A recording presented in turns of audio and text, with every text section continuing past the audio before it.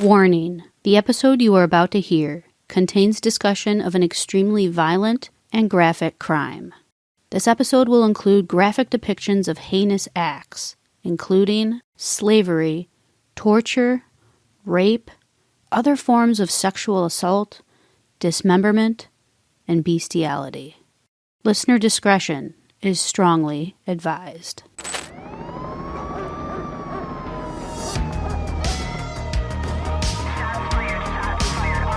Dark world of ritualistic child abuse. Witchcraft. They would sacrifice animals. Does it make you want to hate murder, or does it make you want to do murder? Let's explore the darkness of mankind, one crime at a time. Welcome back to Rogue Darkness, the podcast that uncovers how the misinterpretations and misinformation surrounding witchcraft, the occult, and other beliefs have led many to do unthinkable crimes.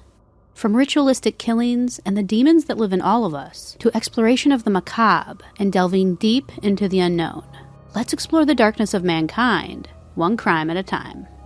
I'm your host of the Grim and Gruesome, Raven. Let's go rogue and get right into today's chilling crime.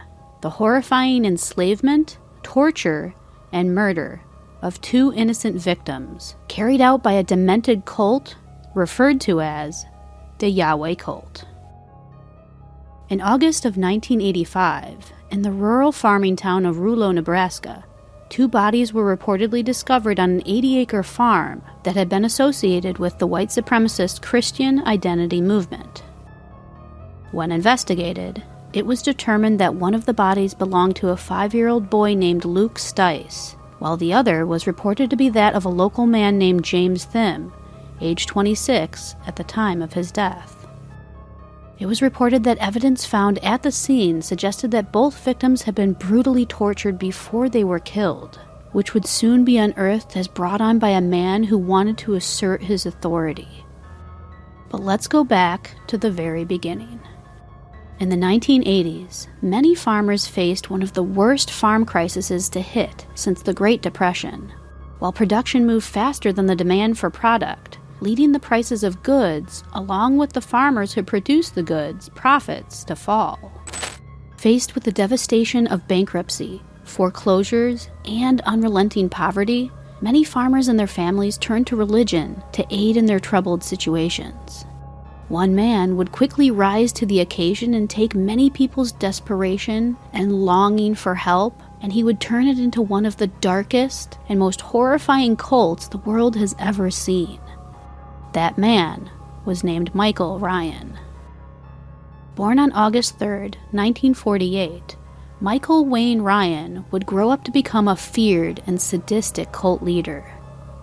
Not much is recorded about his childhood or what may have influenced Ryan in his younger years, but we'll soon see how his misguidance by the notorious white supremacist James Wickstrom, who was a founding member of the Posse Comitatus, an anti-Semitic, anti-government, and anti-tax group, would soon mold Ryan into a cold, callous, and evil leader himself.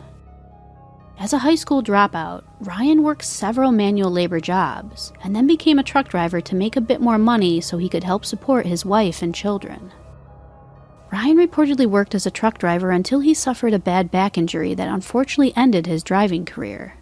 This led him to frequently rely on the soothing effects of marijuana, but he still found himself searching for something to give him the strength to keep on going. This is where the detrimental teachings of James Wickstrom came into effect, changing the life of Ryan and ultimately ending the lives of two innocent souls. It was through Wickstrom where Michael Ryan became familiar with the Christian identity movement. Wickstrom would teach Ryan the basic tenets that the movement abided by, which included looking to the ancient Hebrew god, Yahweh, for direction and guidance, despite the movement being anti-Semitic. Ryan quickly became Wickstrom's main man in a sense, being one of his main recruiters, spreading their evil and delusional propaganda. While attending one of Wickstrom's rallies, Michael Ryan then met a man named Rick Stice. Rick and his wife Sandra owned an 80-acre pig farm in Rouleau, Nebraska. When Sandra became ill with Hodgkin's disease, the family began looking to faith healers for help. Rick and Sandra, being regular attendees to Wickstrom's Bible studies, reached out to him and Ryan for guidance as they were desperate for help. Rick soon became a member of Michael Ryan's local group in Nebraska, and together, they quickly brought in new recruits, one of which was a 23-year-old Mennonite named James Thim. We can begin to see how many people turned to the movement out of desperation and seeking guidance based on their current situations, and that they more than likely had no idea what would soon become of this horrendous group. Since many locals, just as Rick and Sandra, were seeking a savior and spiritual guidance, Michael Ryan used that to his advantage and persuaded many to follow him through his teachings of what he claimed to be the direct word of Yahweh. By taking what he learned from James Wickstrom and molding that into his own local group, he quickly rose to power. Just like Wickstrom, Ryan's teachings included many extremisms, including white supremacy propaganda, the spreading of anti-Semitism, and an immense loathing and distrust of authority, including the government. They focused on a belief that the war of Armageddon was soon going to occur, and used that fear to recruit others. Although his beliefs were extreme, given their current situation, many fell victim to his words and essentially became brainwashed by his teachings. By spreading fear, he also spread misinformation and turned his trusting followers into brainwashed sheep. Because he believed the government had continually wronged him and his followers, Michael Ryan and his growing cult would carry out burglaries during the night over a course of several months to resell the stolen items for a profit or to keep items to stock up for their perceived doomsday. With an immense fear of the coming of the end of the world, the cult began to accumulate weapons and supplies they believed would be needed for the Battle of Armageddon. The cult believed the last battle would ultimately manifest itself in the form of a race war, so this further separated them from the rest of the world, breeding their racist and hateful message to anyone who would listen. To keep his followers under his control, Ryan would tell them that he could speak directly with Yahweh, and that he had the spirit of the Archangel Michael within him, guiding him in his teachings. If any of the followers disobeyed anything he instructed, Ryan would tell them that they would anger Yahweh, and then Yahweh would no longer protect them from the evil of Satan. Instilling fear and brainwashing tactics onto his followers, Ryan had a heavy grip and wasn't about to let up on it. To take his abuse of his followers even further, Michael Ryan met Jim Haverkamp's sister Cheryl, whom he immediately wanted to marry, despite both of them already being married to their own spouses. Quick side note, Jim Haverkamp was actually one of the first followers to help Michael Ryan with growing the cult. I don't think I mentioned that previously, so I wanted to include that little bit of information for reference. To get what he wanted, Ryan told Cheryl that if she didn't leave her husband Lester, that it would go against what Yahweh wanted, and that her husband and children would be punished by Yahweh, and they would perish in a horrible accident. Being filled with dread and fear, Cheryl took her 5 children and moved in with Ryan and his current wife and kids, not even telling Lester where or why they were leaving. Ryan continually told her that Lester was on Satan's side, further moving her mentally away from her true family. The saddest part is that Lester, Cheryl's husband, not knowing where his wife and kids were, spent years posting flyers and hiring private investigators to try and find them, but to no avail. So now let's fast forward to June 1984. At this time, Ryan had married Cheryl, so now he had 2 wives and numerous children between the 2 wives. They, along with the Haverkamp family and James Thim, all moved on to the 80-acre farm that Rick and his family owned in Rouleau, Nebraska. This would soon turn into their commune, and the unfortunate place of death for James Thim and Rick's 5-year-old son, Luke. Living in just 2 small trailers on the huge lot of land, there came a time where Ryan claimed that Yahweh told him to remarry, which caused him to have a total of 5 wives. You would have hoped that the mixture of brainwashing with adultery and molestation would have caused the followers to turn away from Michael Ryan, but unfortunately that never happened, and it just continued to get worse. In December of 1984, Michael Ryan made a speech about how there was a lot of jealousy going on at the ranch, and that if it didn't stop, they would all lose their children. What this meant is up for speculation, but we can only imagine what would have happened to those poor children if Ryan deemed a wrong decision had been made. Michael Ryan told the members that they could choose to leave if they wanted to, or that they could choose to stay. Staying meant they were to remain in the cult forever, and that there would be no option to leave after that. But if they attempted to leave, they would be hunted down and killed. Ryan instilled in them that leaving the commune meant that they were doomed to hell. It wasn't until the early months of 1985 where doubt amongst the members began to rise. James Thim, Rick Stice, and reportedly even Luke Stice all had their doubts about Ryan's teachings. Although 5-year-old Luke never verbally stated any doubt, Ryan apparently claimed that he could read his followers' thoughts, and that both him and Yahweh were not pleased by the doubt, and that those doubting him were deemed to be punished. James and Rick were quickly demoted to slave status, while Luke was demoted to dog.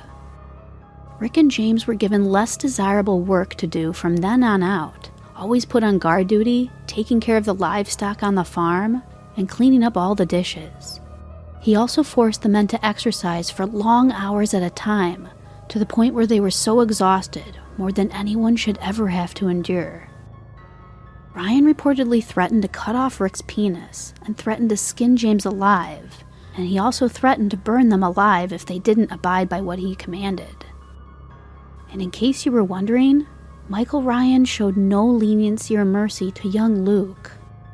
According to court documents, Luke was called dog, a mongrel, and even dog shit.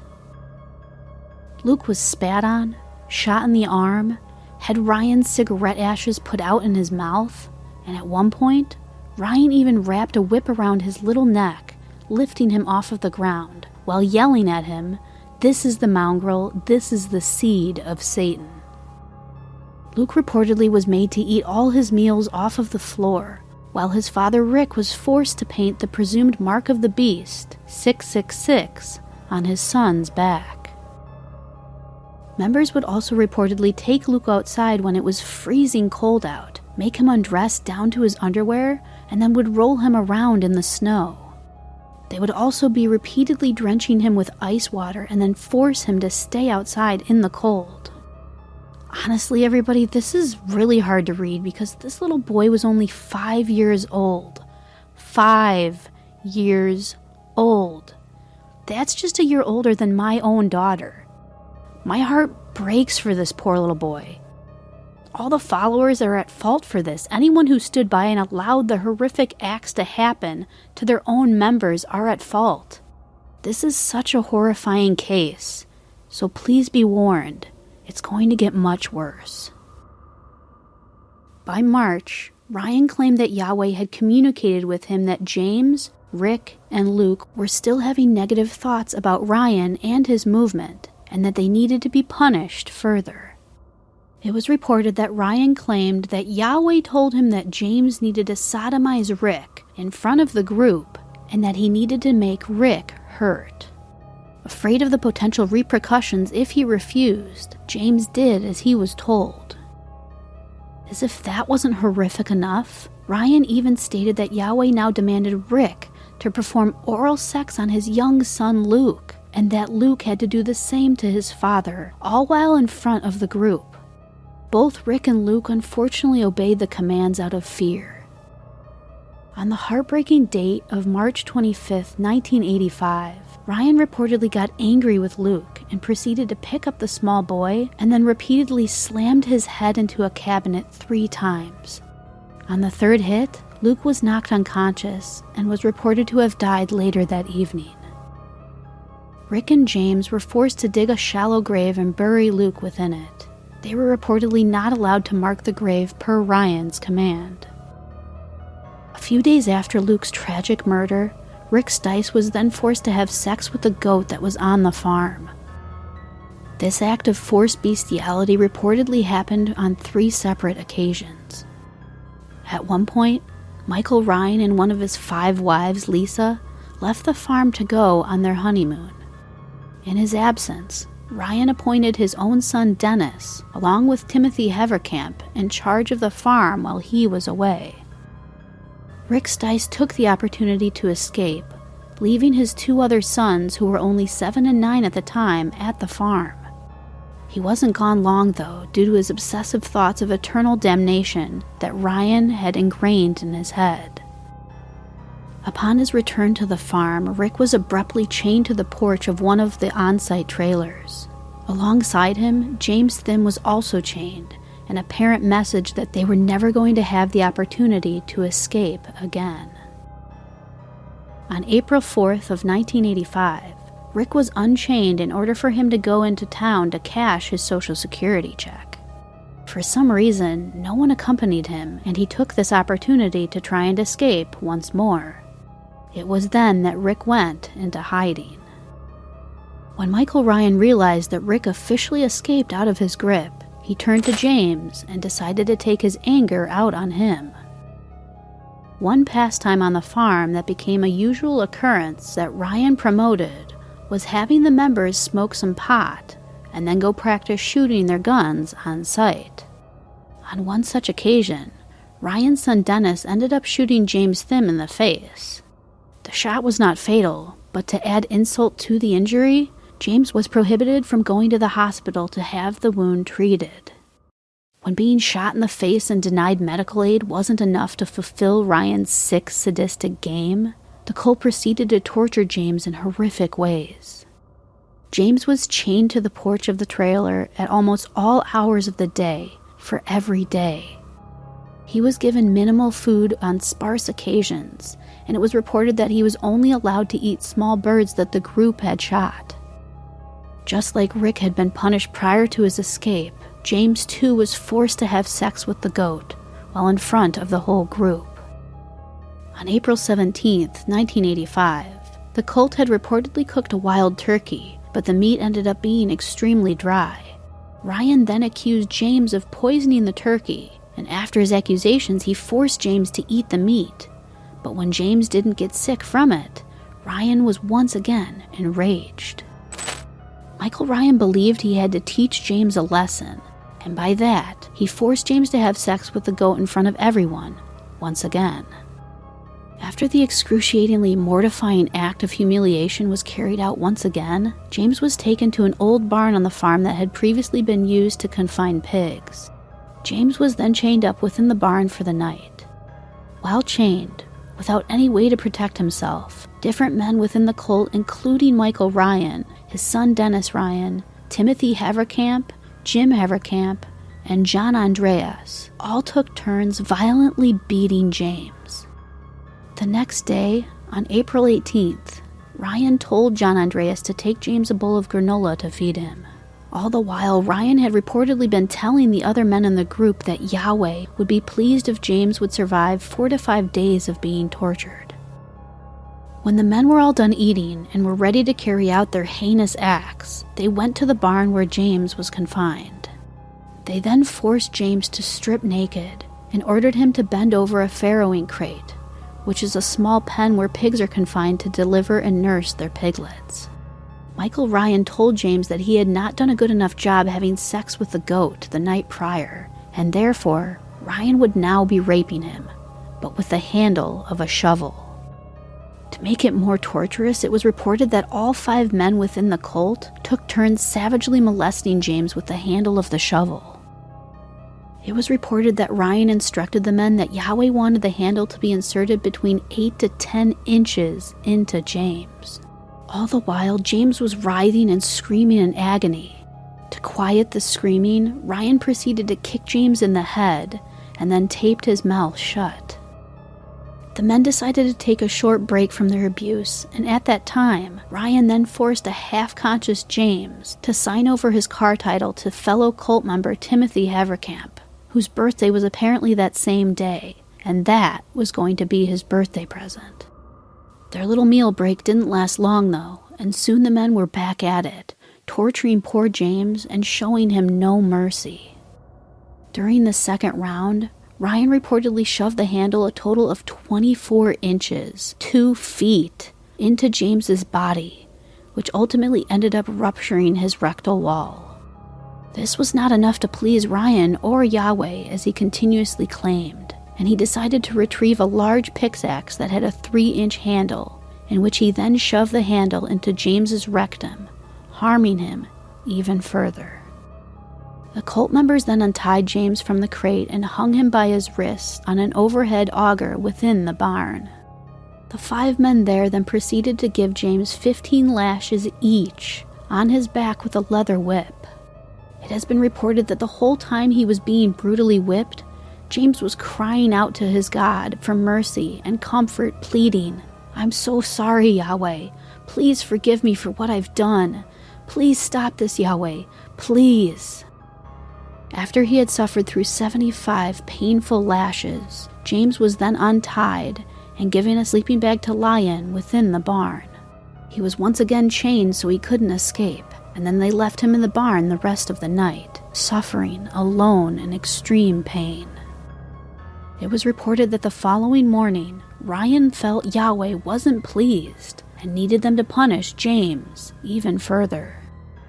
They proceeded to go to the barn and repeated their abuse from the night before, giving James another 75 lashes on his back. At this point in time, James had endured a horrifying total of 150 lashes to his back. He was untied, and the men then forced him to lie down on his back, which alone would have caused severe agony. While on his back, they then tied James to a pipe, where he then received 15 more lashes from each man, this time to his front side, covering his entire chest and stomach. After being exposed to so much excruciating pain as he had, and with so much energy drained from his body, James couldn't even cry out anymore. He only moaned when he was hit with the whip. Not hearing screams, though, apparently displeased Michael Ryan, who then scolded James, telling him to shut up and that it was only going to get worse. Michael Ryan proceeded to take James's left hand and tied it palm up on a block of wood.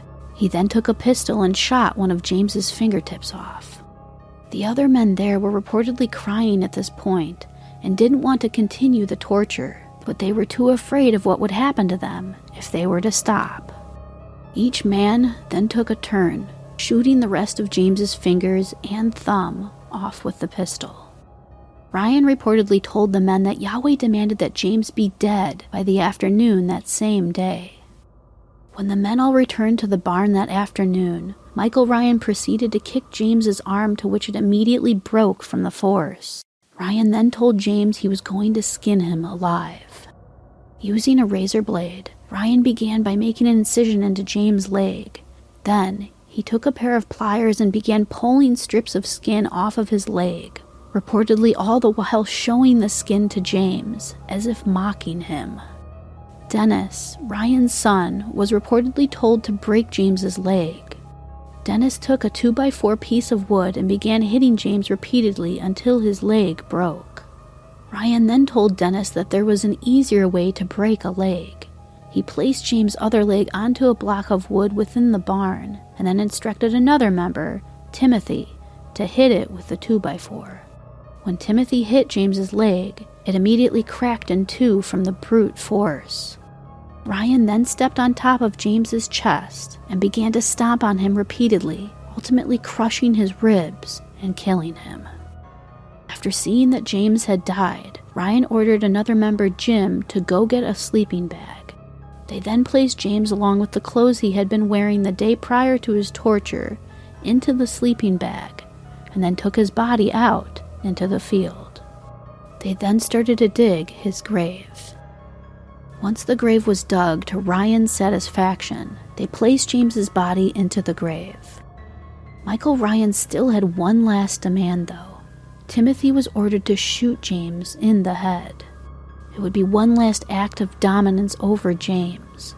Even after James' horrific torture and death, Michael Ryan still wanted to feel in control.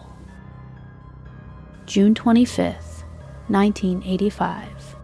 This was the date when everything would come undone.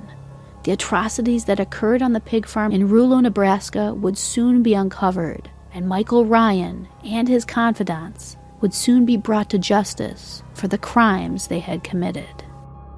It just so happened that two of the cult members, Jim Haverkamp and John Andreas, had been arrested in Kansas for stealing farm machinery and getting caught. Fortunately, when they were caught and brought in for questioning, they began telling the authorities about what had happened at the farm under Ryan's command. Word got around, and when Rick Stice heard about Jim and John talking to the police, he too went in and told them his experience. The FBI, ATF, Nebraska State Patrol, and the local county police department all went to the farm to search for the bodies of James Thim and Luke Stice. When thoroughly searching the grounds, they quickly found James on the second day of searching. Upon their discovery, all male members within the cult were arrested. Michael Ryan and his son Dennis, as well as Timothy Haverkamp, were all charged with first-degree murder based on the crime scene findings.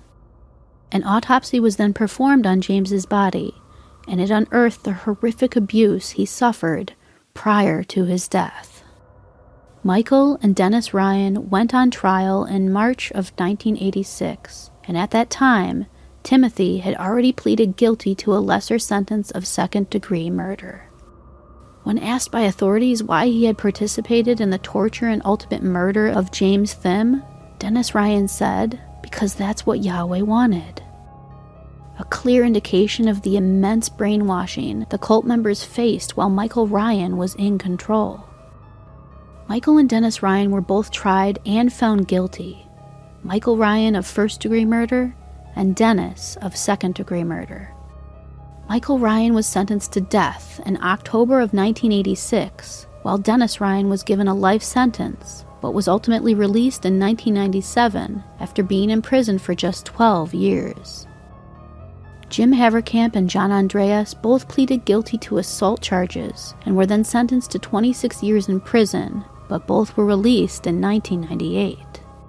Timothy Haverkamp was sentenced to 10 years to life in prison, but he too was released from prison in 2009.